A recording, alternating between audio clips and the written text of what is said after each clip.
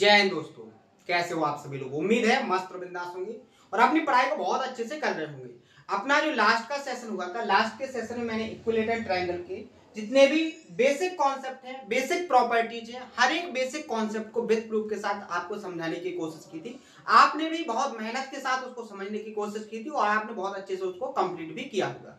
आज के सेशन में जो मेंस लेवल के कॉन्सेप्ट होते हैं, जो मेंस लेवल की प्रॉपर्टीज होती हैं, जिनको आप कह सकते हो मिसलेनियस कॉन्सेप्ट, दो और या दो से ज्यादा कॉन्सेप्टों को मिसलेनियस बनाकर एक कॉन्सेप्ट क्रिएट करके उस पर एक एग्जामिनर क्वेश्चन को क्रिएट करता है, जो क्वेश्चन आपको मेंस के एग्जाम में देखने को मिलते हैं। तो ऐसे हर एक कॉन्सेप्ट को बहुत अच्छे से समझेंगे, उस पर कैसे क्वेश्चन क्रिएट होते हैं, कैसे आपको उनके अंदर के कॉन्सेप्ट को ऑब्जर्व करना है, कैसे आपको विद इन टाइम के अंदर हर एक क्वेश्चन को प्रैक्टिस करना है। ठीक है, आप कैसे ऑब्जर्व करो कि इसके अंदर क्या कॉन्सेप्ट है, कैसे आप सेकंडों में अपने क्वेश्चन का आंसर निकालो, ऐसे हर एक टेक्निक, हर एक अप्रोच से मैं आपको समझाने की कोशिश करूंगा। तो आइए, आज के सेशन में आप सभी का स्वागत है।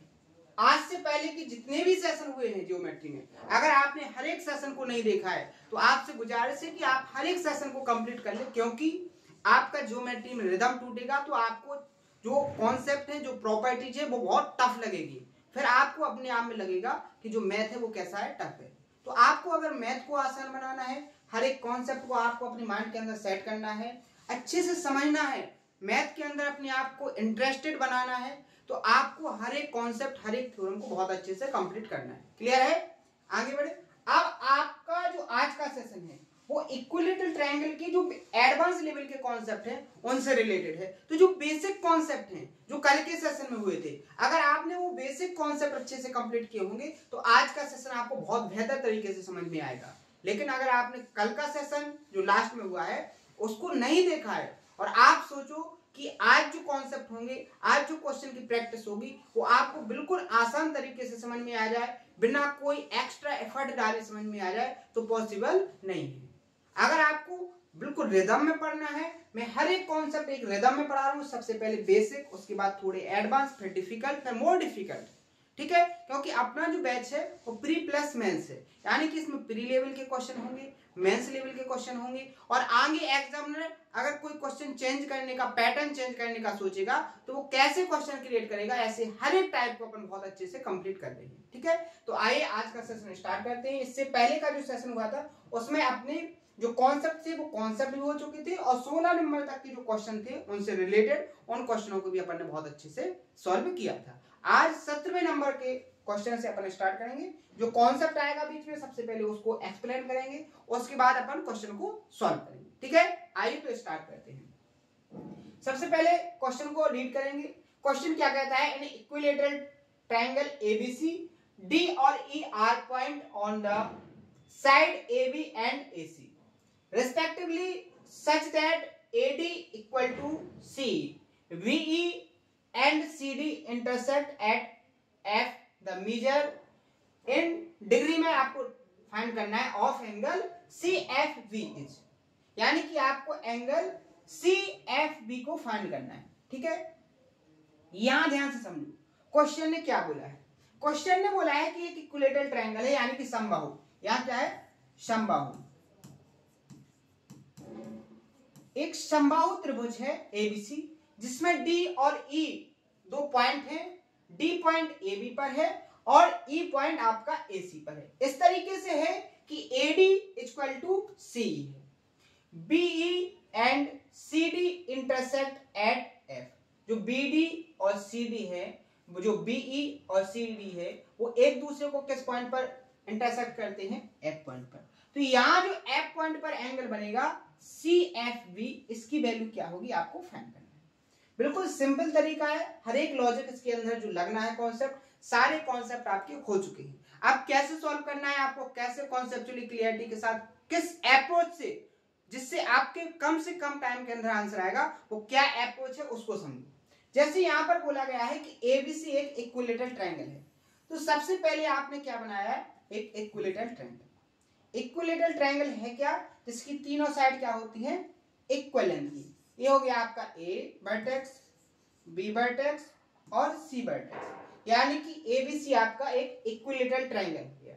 यहां पर बोला गया है कि ए बी पर आपका पॉइंट डी है, मान लीजिए ये पॉइंट आपका यहां पर है, ये पॉइंट आपका क्या हो गया डी, और आगे बोला गया है कि जो ई पॉइंट है वो ए सी पर है, ये जो ई पॉइंट है वो ए सी पर हो गया। क्लियर है? आगे देखो, इस तरीके से है कि जो आपकी लेंथ है क्या ए डी, ए से डी, ये वाली जो लेंथ है वो किसके बराबर है आपकी सीई के बराबर है, इस लेंथ के इक्वल है। क्लियर है? बीई और सीडी एक दूसरे को पॉइंट एफ पर क्या करते हैं, इंटरसेक्ट करते हैं। यहां देखो, ये हो गया आपका सीडी, ठीक है, ये क्या हो गया आपका सीडी, और ये हो गया आपका बीई। ये दोनों जो लाइनें हैं एक दूसरे को कहां पर करती हैं, एफ पॉइंट पर इंटरसेक्ट करती है। ये जो पॉइंट है वो क्या है आपका एफ, ठीक है। यहां जो एंगल बना बी एफ सी या सी एफ बी, इस पॉइंट पर ये जो एंगल बना है एंगल, इस एंगल की वैल्यू एग्जामिनर पूछना चाहता है। आपको कोई डाटा नहीं दिया गया है, आपसे केवल इतना कहा गया है एग्जामिनर के द्वारा कि ये जो लेंथ है एडी वो आपकी सी ई के बराबर है, और आपको एग्जामिनर कहता है कि यहां पर जो बी एफ सी पर एंगल बना है उसकी वैल्यू क्या होगी, और साथ ही साथ आपको कहा गया है कि ए बी सी आपका क्या है इक्विलेटरल ट्रायंगल। इक्विलेटरल ट्रायंगल है तो ये भी एंगल 60 डिग्री का, ये भी एंगल 60 डिग्री का, और ये भी एंगल आपका कितना है 60 डिग्री का। क्लियर है? आप अब इसके अंदर क्या अप्रोच लगा सकते हो, क्या कॉन्सेप्ट लगा सकते हो जिससे आपका आंसर निकल के आ जाए। तो बहुत शानदार लॉजिक है, बहुत शानदार कॉन्सेप्ट है। कॉन्सेप्ट क्या है कि जब आपको कोई पॉइंट फिक्स ना दिया जाए, जब आपको कोई पॉइंट फिक्स ना दिया जाए तो आप उसको ऐसे शिफ्ट कर सकते हो जिससे आपका कॉन्सेप्चुअली क्लियरिटी के साथ आपका जो सॉल्यूशन है वो सेटिस्फाई हो जाए। ध्यान से समझने की कोशिश करो। मैंने क्या बोला कि अब आपको यहां कोई बेसिक प्रॉपर्टी नहीं दी गई है, कोई बेसिक रूल नहीं दिया गया है, कोई बेसिक कॉन्सेप्ट नहीं दिया गया है जिसकी हेल्प से आप इसकी वैल्यू निकाल पाओ। लेकिन आपके पास एक तरीका है, आपके पास एक तरीका है, एक अप्रोच है जिससे आप इसका आंसर विद इन टाइम में निकाल सकते हो। वो कैसे कि जो डी और ई पॉइंट है ये कहीं पर ऐसा नहीं कहा गया है कि ए बी को किसी रेशियो में डिवाइड कर रहे हैं या ए बी की किस पॉइंट पर है। ये आपका ई पॉइंट यहां भी हो सकता था, यहां भी हो सकता था, यहां भी, यानी कि ए बी पर डी पॉइंट कहीं भी हो सकता था और ए सी पर ई पॉइंट भी कहीं भी हो सकता था। प्रॉपर नहीं बोला गया है कि ए बी पर जो पॉइंट है उसकी एग्जैक्ट लोकेशन क्या है, यानी कि डी और ई की एग्जैक्ट लोकेशन नहीं दी गई है। ये कहा गया है कि ए बी पर डी है और ए सी पर आपका ई पॉइंट है। तो आप डी और ई पॉइंट को क्या इस तरीके से शिफ्ट कर सकते हो कि जिससे आपका कोई कॉन्सेप्ट बन जाए? बिल्कुल कर सकते हैं। आप मान लीजिए कि आपका जो ए बी पर डी पॉइंट है वो ए बी का मिड पॉइंट है, ए बी का मिड पॉइंट है। इसी तरीके से आप ई पॉइंट को भी इस तरीके से सपोज कीजिए कि ये ए सी का क्या है मिड पॉइंट है, यानी कि आप कह सकते हो कि जो सी डी और बीई है वो साइड ए बी और ए सी की क्या है क्रमशः मीडियन है। तो आपका यहां पर कॉन्सेप्ट भी जो क्वेश्चन में बोला गया वो सेटिस्फाई होगा। आपका अभी भी जो उसने बोला है कि ए डी और सी कैसे हो जाएंगे, इक्वल हो जाएंगे। क्लियर है कि नहीं है? यानी कि आपको ऐसा डाटा क्लियर करना है जिससे आपके क्वेश्चन में जो डाटा दिया गया है वो एक भी डाटा मिस ना हो, आपका हर तरीके से सेटिस्फाई हो। तो आपका यहाँ पर डाटा भी सेटिस्फाई हो रहा है और आपको एक कॉन्सेप्ट मिल गया है। आपको कॉन्सेप्ट कौन सा मिला, आपको समझ में आया? वो कॉन्सेप्ट मिल गया है आपको कि अगर किसी ट्रायंगल की मीडियन किसी एक पॉइंट पर इंटरसेक्ट करती हैं तो वो पॉइंट आपका क्या होता है, सेंट्रॉइड होता है। यानी कि सी डी और बीई जो पॉइंट एफ पर एक दूसरे को इंटरसेक्ट कर रही हैं, ये जो पॉइंट एफ है वो ये पॉइंट क्या हो गया आपका सेंट्रॉइड, यानी कि केंद्र।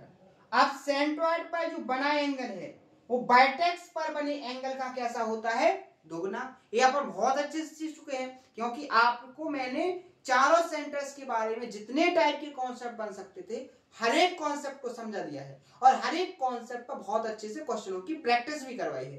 तो यहाँ पर अगर ये वर्टेक्स पर बना एंगल 60 डिग्री का है तो यहाँ पर जो एंगल होगा वो 120 का होगा। तो यहाँ पर आपका आंसर ये क्या हो जाएगा, करेक्ट आंसर। तो देखो शिफ्टिंग मेथड भी एक बहुत इंपॉर्टेंट मेथड है। इस पैटर्न के क्वेश्चन अब बहुत ज्यादा क्रिएट होते हैं। अब आप यहाँ पर सोचो कि आपको इसका प्रॉपर कोई कॉन्सेप्ट मिल जाए, तो आपको कहीं पर कोई प्रॉपर कॉन्सेप्ट नहीं मिलेगा। इसके लिए आपको यहां पर समझना पड़ेगा कि कौन कौन से कॉन्सेप्ट आपको यहां पर लगाने पड़ेंगे। यही तो है आपका एडवांस लेवल के कॉन्सेप्ट, इन्हीं को तो बोलते। अगर आपको डायरेक्ट बोल दिया जाए कि जो एरिया है स्क्वायर का वो होता है साइड का स्क्वायर, तो ये आपके बेसिक कॉन्सेप्ट हो गए, समझ रहे ना।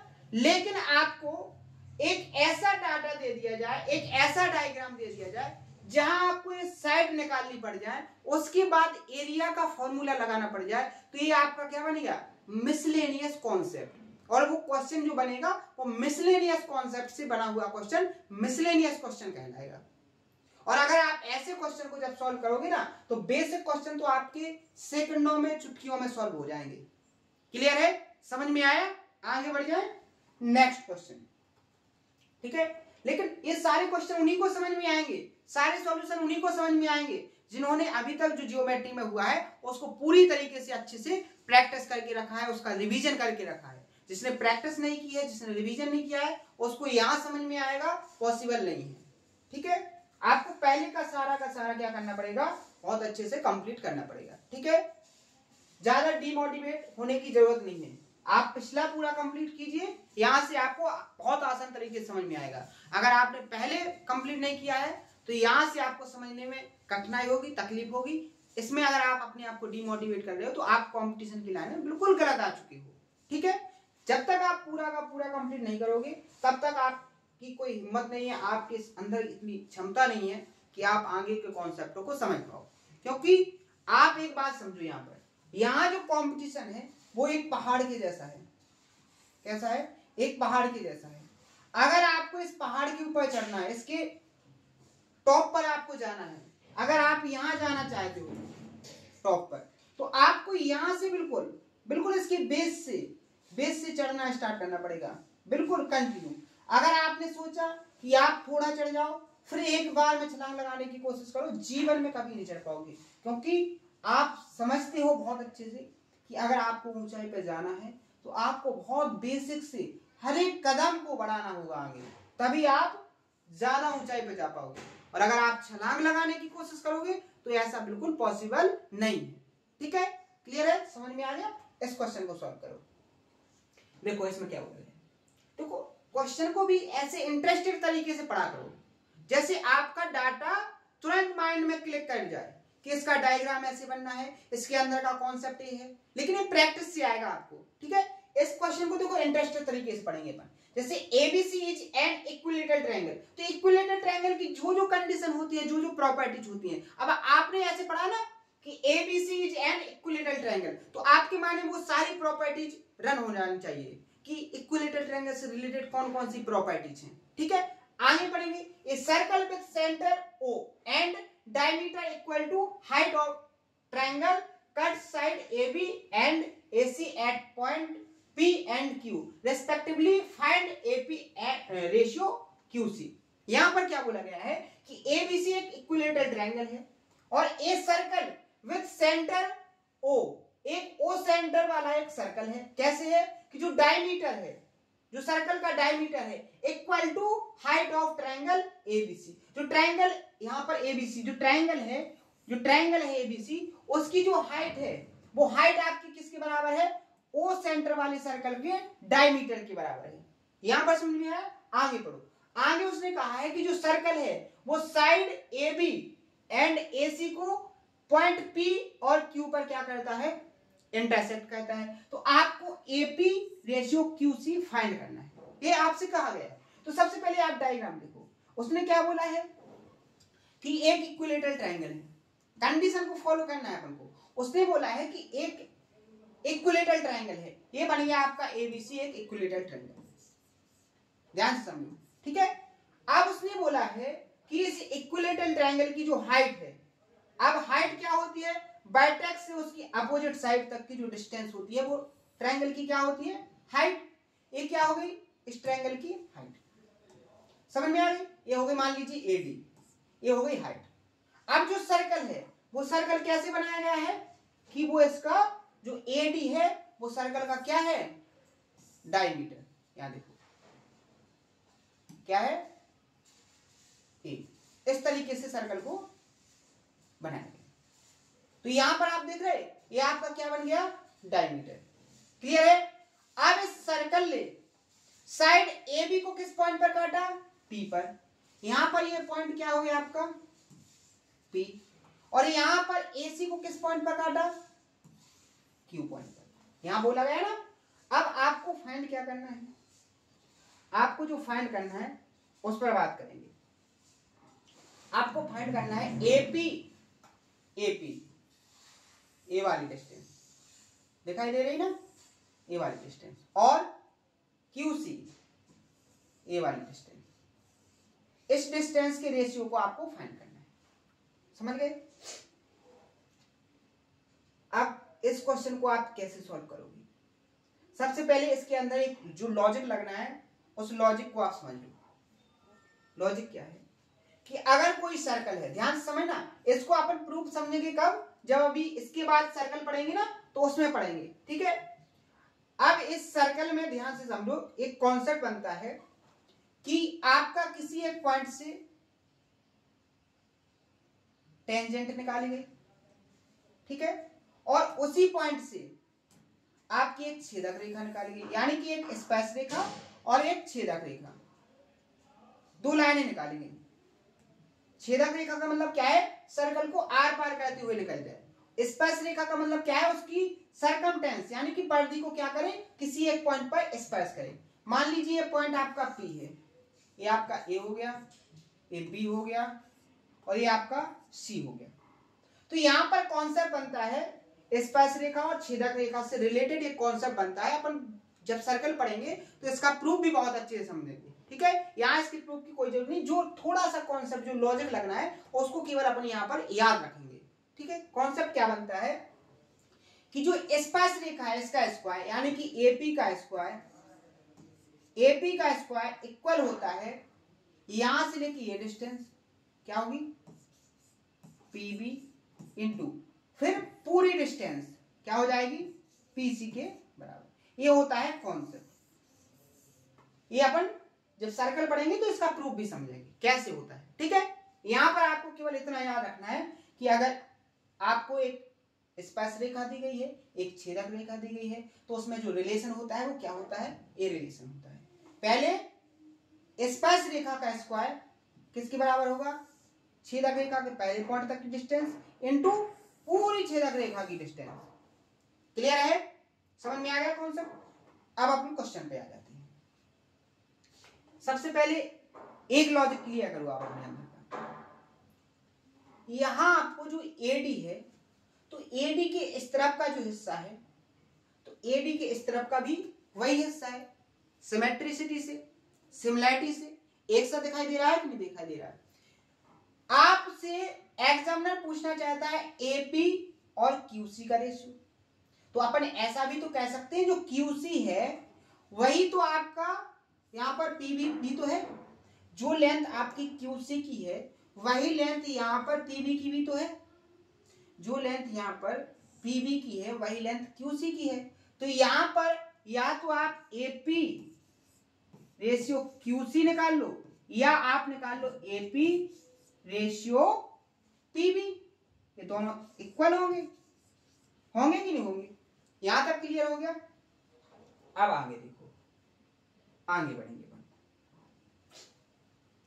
आगे जैसे बढ़ेंगे तो आप यहां पर देखो एडी इस ट्रायंगल की क्या है, हाइट, और जो हाइट होती है वो अपोजिट साइड को इक्वल टू पार्ट में डिवाइड करती है, क्योंकि ये हाइट किसकी है, इक्विलेटरल ट्रायंगल, समबाहु त्रिभुज की। तो अगर BD 1 है तो आपका DCB क्या होगा, 1 होगा। अगर BD 1 यूनिट है तो DCB क्या होगा आपका, 1 यूनिट होगा। बात करेंगे BC की तो क्या हो जाएगी, 2 यूनिट हो जाएगी कि नहीं हो जाएगी। अब आपका ABC क्या है, इक्विलेटरल ट्रायंगल। अगर BC 2 यूनिट है तो आपकी ABB पूरी कितनी हो जाएगी, 2 यूनिट हो जाएगी। क्लियर है। ACB कितनी हो जाएगी आपकी, 2 यूनिट हो जाएगी। अब आपको जो मैंने कॉन्सेप्ट बताया है उस कॉन्सेप्ट पर बात करेंगे। कौन से कॉन्सेप्ट पर, मैंने अभी आपको बताया है कि अगर कोई टेंजेंट हो, क्या हो, अगर कोई टेंजेंट हो और एक क्या हो, स्पर्शरेखा। तो यहां पर देखो ये तो हो गई आपकी स्पर्शरेखा, ठीक है, और ये पूरी की पूरी क्या हो गई, इसकी छेदक रेखा। हो गई कि नहीं हो गई, क्लियर है ना। तो यहां पर अपना जो कॉन्सेप्ट बन जाएगा वो कॉन्सेप्ट क्या बन जाएगा कि PD का स्क्वायर यानी कि 1 का स्क्वायर किसके बराबर होगा आपका, PB के स्क्वायर, BP का स्क्वायर, लेंथ पता नहीं है, BP इंटू पूरी लेंथ BA या AB कितनी हो जाएगी, 2। क्लियर है। बात करेंगे BP की, तो यहां से BP की लेंथ कितनी आ जाएगी, यहां पर 1/2 कितनी आ जाएगी, 1/2।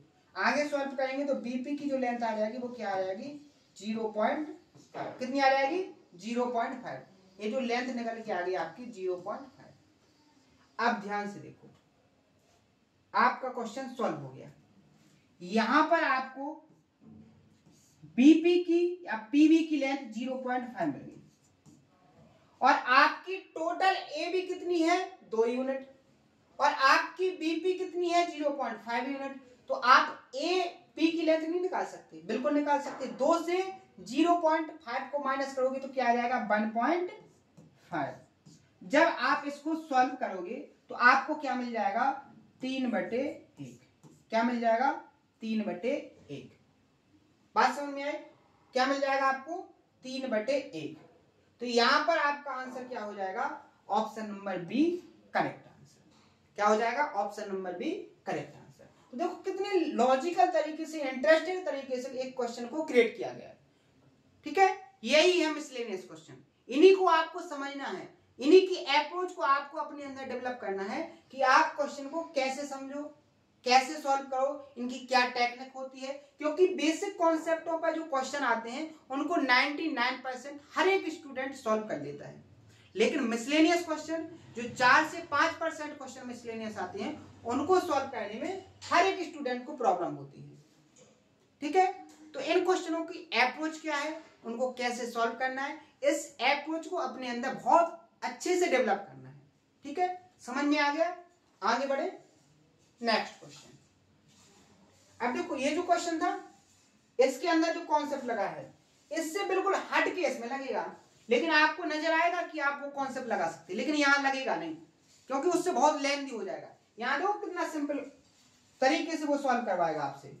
देखो क्या बोला गया है, यदि PQR एक समबाहु त्रिभुज है। सारे के सारे क्वेश्चन देखो आपको किसके चल रहे हैं, इक्विलेटरल ट्रायंगल की। मैंने आपसे बोला था ना, इक्विलेटरल ट्रायंगल की जितने भी टाइप के कॉन्सेप्ट हैं, हर एक टाइप के कॉन्सेप्ट, हर एक टाइप की लैंग्वेज के क्वेश्चन की प्रैक्टिस करना है। अपन इक्विलेटरल ट्रायंगल को बहुत बार पढ़ चुके हैं। इन सेंटर में पढ़ा था अपन ने, सर्कम सेंटर में पढ़ा था, सेंट्रॉइड में पढ़ा है, ऑर्थो सेंटर में पढ़ा है, लेकिन अपन प्रॉपर तरीके से उसको पढ़ने की कोशिश कर रहे हैं। उनमें जितने भी टाइप है, जितने भी टाइप की लैंग्वेज है, हर एक टाइप के क्वेश्चन की प्रैक्टिस बहुत अच्छे से करना है। ठीक है, कोई भी टाइप छूटना नहीं चाहिए।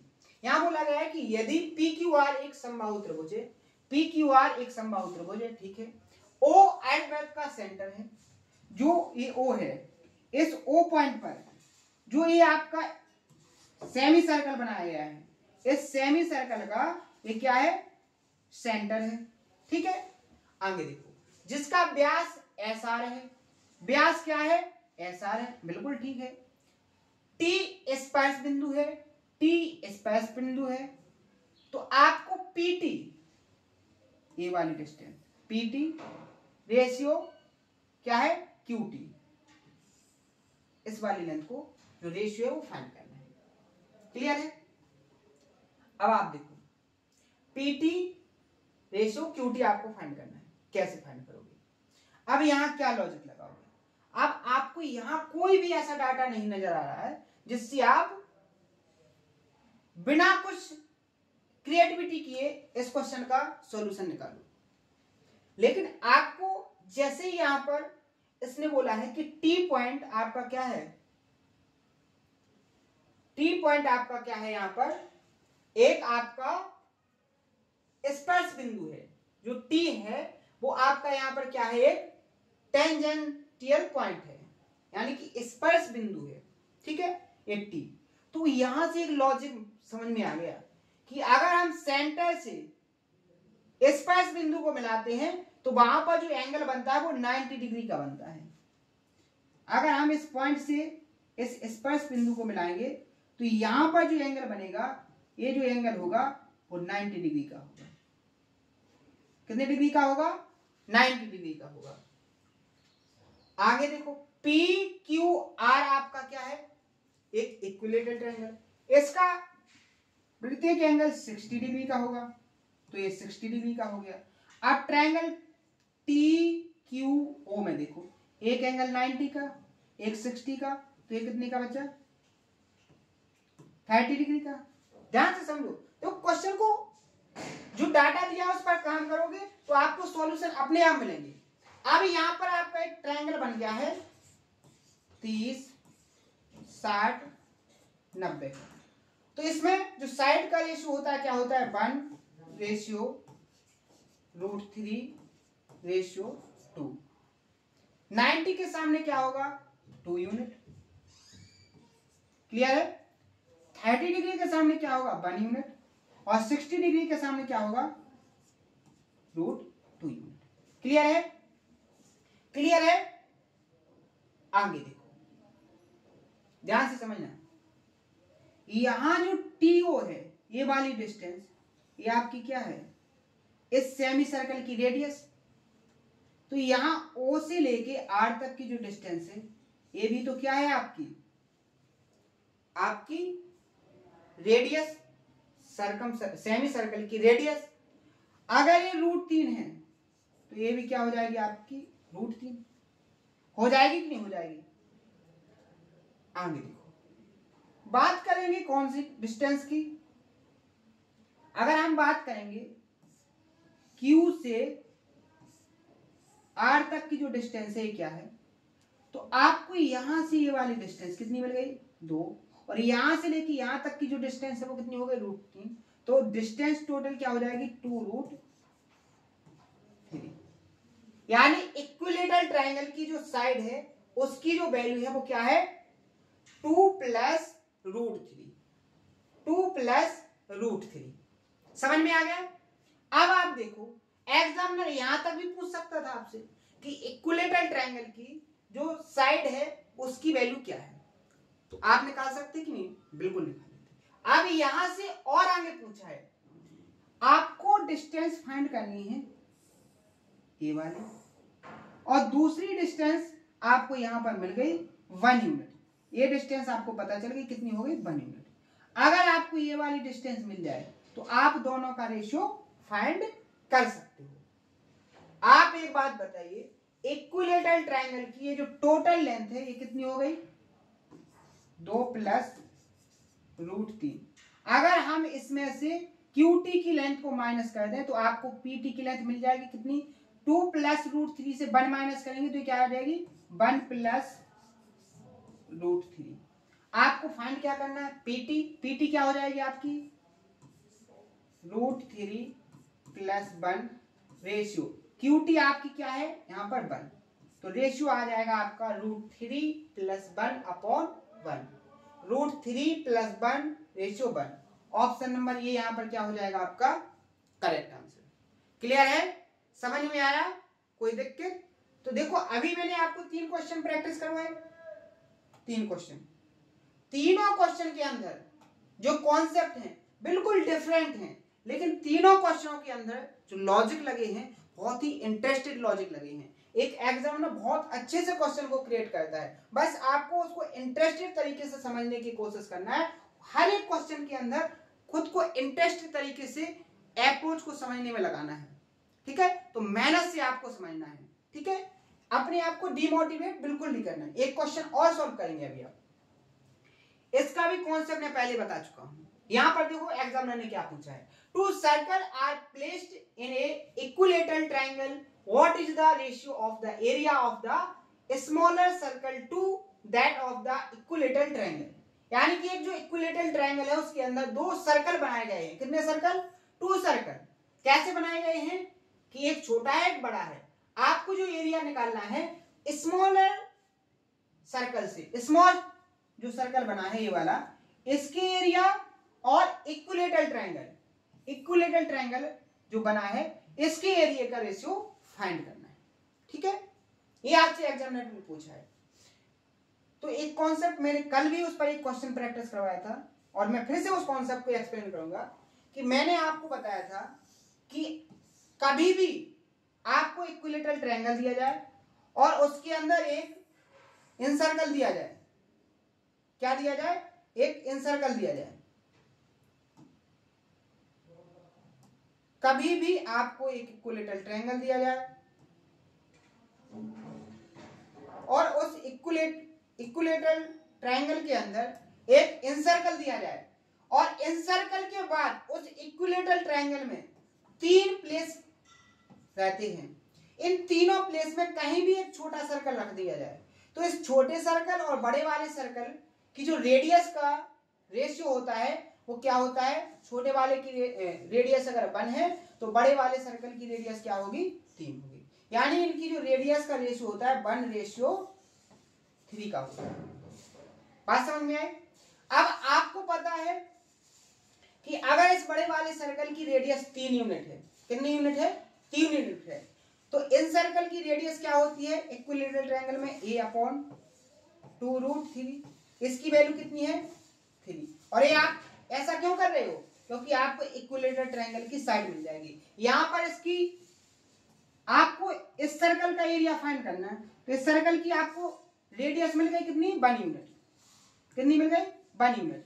तो एरिया क्या हो जाएगा? πr², पाई इंटू आर का स्क्वायर, 1 का स्क्वायर करोगे उसमें पाई में मल्टीप्लाई करोगे पाई आएगा रेशियो। आपको ट्रायंगल का एरिया फाइंड करना है तो इसकी अगर एक साइड पता चल जाए तो आप इक्विलेटरल ट्रायंगल का एरिया √3/4 a² से ट्रायंगल का एरिया निकाल लोगे और उससे क्या पता चल जाएगा आपको? उसका रेशियो फाइंड कर लोगे। तो यहां पर आप साइड निकालो। साइड क्या निकलेगी? यहां से 3 दूनी 6√3 क्या हो जाएगी? 6√3। यहां पर देखो, यहां जब आप वैल्यू को पुट करोगे, यहां पर जब वैल्यू को पुट करोगे, ए की वैल्यू पुट करोगे, ए की वैल्यू क्या हो जाएगी? 6√3 का स्क्वायर, 6 का स्क्वायर 36 और √3 का स्क्वायर 3, 4 9 36, 9 तिया 27, 27√3। ट्रायंगल का एरिया क्या आ गया? 27√3। तो आपको छोटे वाले सर्कल और इक्विलेटरल ट्रायंगल के एरिया का रेशियो फाइंड करना था तो क्या आ जाएगा? π/27√3। ऑप्शन नंबर सी क्या हो जाएगा यहाँ पर? Correct answer. तो मेहनत से पढ़िए, हर एक सॉल्यूशन, हर एक कॉन्सेप्ट, हर एक अप्रोच आपको बहुत शानदार तरीके से समझ में आएगी और मेरी 100% जो कोशिश है आपके जहन और दिमाग में हर एक कॉन्सेप्ट के अंदर के लॉजिक, कैसे वो कॉन्सेप्ट बना है, कैसे आपको क्वेश्चन को पहचानना है, कैसे आपको विद इन टाइम के अंदर सॉल्व करना है, वो सारी अप्रोच आपके माइंड के अंदर सेट करने का है। तो आप जितनी मेहनत से पढ़ोगे, आप जितने इंटरेस्टिंग तरीके से पढ़ोगे, उतनी नए तरीके की लॉजिक, इंटरेस्टिंग तरीके से क्वेश्चन को सॉल्व करने की अप्रोच। अभी भी जैसे जो कैलकुलेशन है वो मैं आपको डायरेक्ट बता नहीं पा रहा। क्यों नहीं बता पा रहा? क्योंकि अभी भी 80% स्टूडेंट ऐसे हैं कि अगर मैंने डायरेक्ट कैलकुलेशन या ऑप्शन से आपको क्वेश्चन सॉल्व करना सिखाया तो यहां से आपकी जो माइंड की कैपेसिटी है वो डगमगा जाएगी। आपको फिर लगेगा कि अब मुझे मैथ नहीं आ सकता, लेकिन मैं ऐसा नहीं चाहता हूं। आप पहले सीखो, फिर अपनी स्मार्ट अप्रोच को लगाओ। आपको जो अभी स्मार्ट अप्रोच बता रहे वो ना के बराबर है। अभी जैसे जैसे अपन आगे बढ़ेंगे, जैसे जैसे आप एक रिदम में आ जाएंगे, जैसे आपका बैलेंस बिल्कुल क्लियर हो जाएगा, उसके बाद मैं आपको बताऊंगा कि एग्जाम में आपको पेपर कैसे सॉल्व करना है। ये तो आप केवल करना सीख रहे हो, आपको इसको भी एग्जाम में नहीं करना है। अभी आपको 80% जो स्मार्ट अप्रोच है उनको सीखना है।